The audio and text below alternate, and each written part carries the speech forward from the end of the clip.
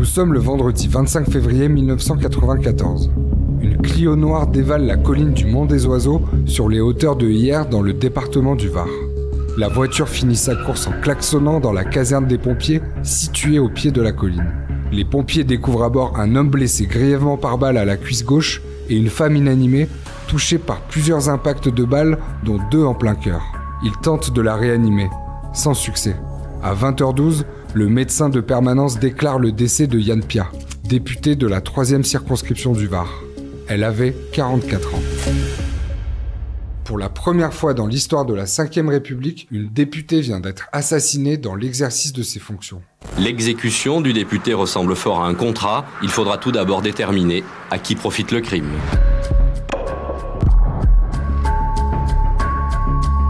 Yann Piat avait un côté un peu mystique. Un jour, avec sa fille, elle tire les cartes, mais c'était 10 jours avant son assassinat. Elle tire les cartes et elle tire la carte de la mort, de la grande faucheuse. Et elle dit à Angélique, tu vois, ma fille, ils vont finir par avoir ma peau.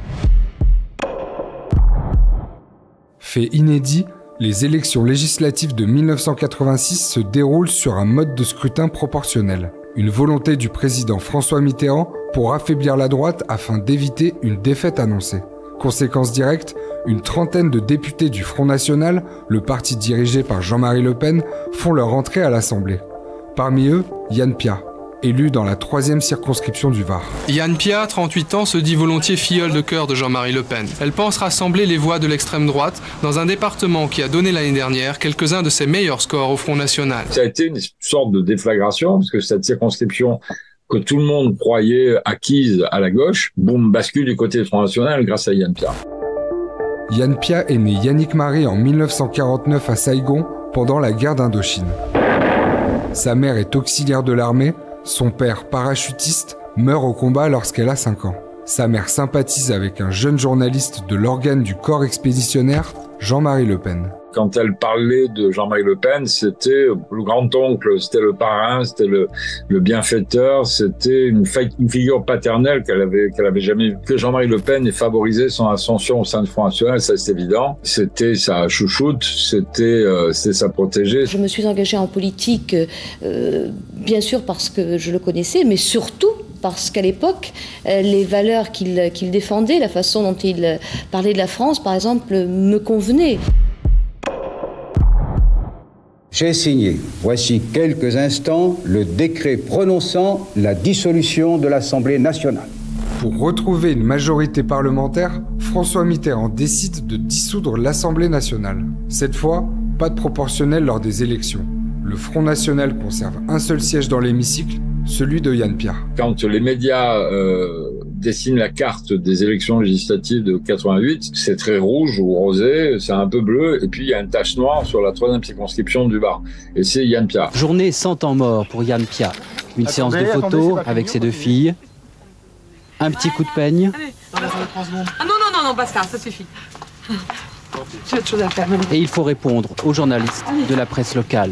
Et l'unique députée du Front National se prête volontiers au jeu. Elle ne semble pas détester les feux de la rampe. Elle ne m'avait jamais parlé d'immigration, elle ne parlait pas, les slogans d'époque, c'était tête haute, main propre, tous pourris, etc. Elle n'avait pas ce langage. Elle était dans une direction qui était certes très à droite, mais qui ressemblait pas à la ligne principale du Front National. Dans la campagne des législatives, elle a toujours prêché l'union de toutes les droites. C'est ce qui lui a valu, selon elle, d'être victorieuse. Quand vous parlez à des hommes ou des femmes de droite, qu'ils soient RPR, UDF, nous défendons tous les mêmes valeurs. Nous aimons notre pays, nous aimons nos enfants. Seul rescapé des 33 députés du Front National, Yann Piat ne peut pas espérer grand-chose de sa présence à l'Assemblée nationale. Elle a déjà une autre échéance en tête, les municipales. Oui, je serai candidate encore une fois, mais toujours dans le même esprit. Je serai une candidate d'union et toujours dans un esprit d'union et de communication. Je crois que c'est ce qui est important.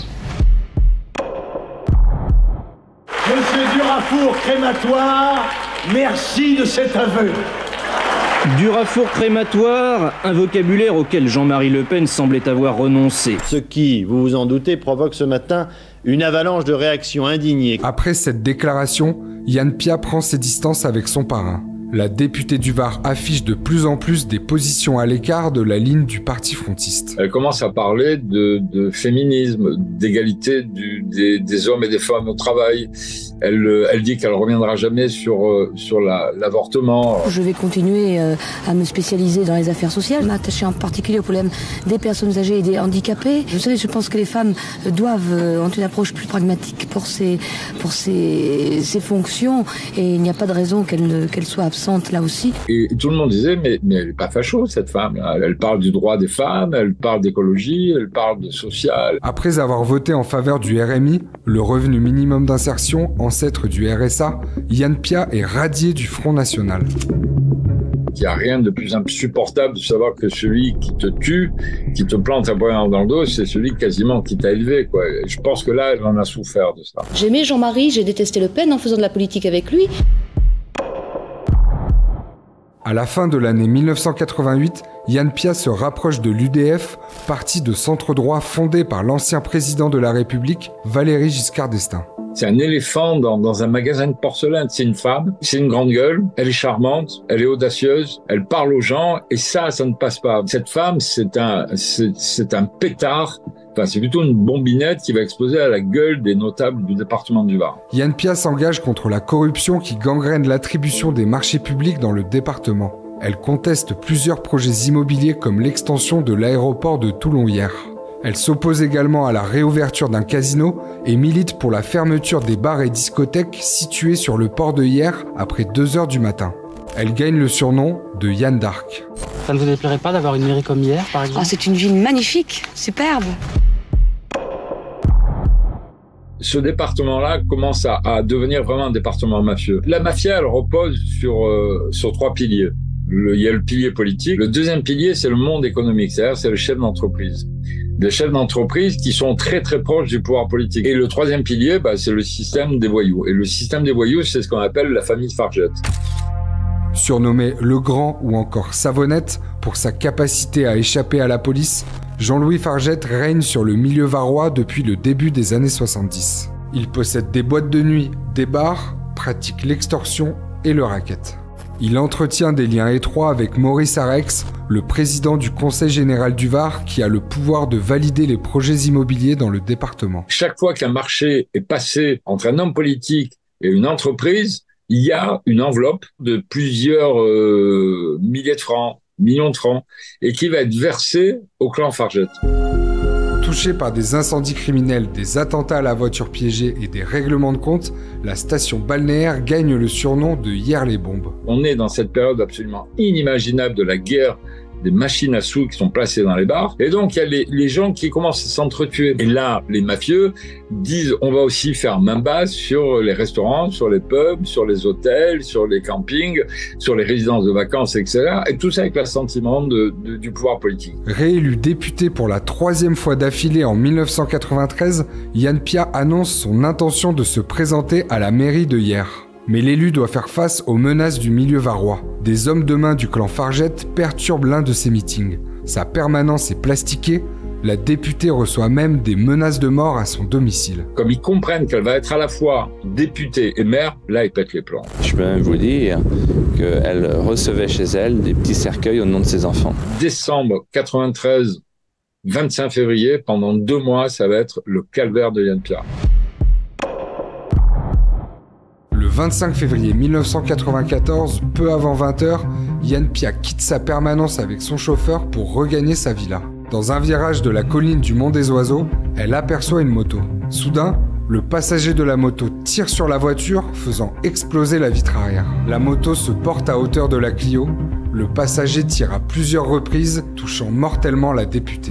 Il ne s'agit plus de cinéma, bien que cela ressemble à un mauvais policier. Le député UDF-PR de la 3e circonscription du Var, Yann Piat, a été assassiné ce soir par 2 tueurs circulant à moto. La moto, qui avait été volée quelques jours plus tôt dans une cité de Hyères, est retrouvée incendiée à quelques kilomètres du lieu du crime. Un portrait robot du tueur est diffusé dans la presse. Le lendemain, la mort de l'élu fait la une de tous les journaux. Une immense dignité, mais aussi une profonde sensation de dégoût. Ce sont les 2 sentiments qui ont dominé cet après-midi de recueillement. Toute une ville en deuil. Derrière les 2 filles de Yann Piat, âgées de 16 et 20 ans, de nombreuses personnalités venues soutenir la famille. Mais leur présence signifiait clairement qu'en tirant sur Yann Piat, les tueurs visaient la République. Il est grand temps de débarrasser la Côte d'Azur, que j'ai bien connue et qui souhaite avoir tout à fait un autre mode de vie, des pratiques criminelles.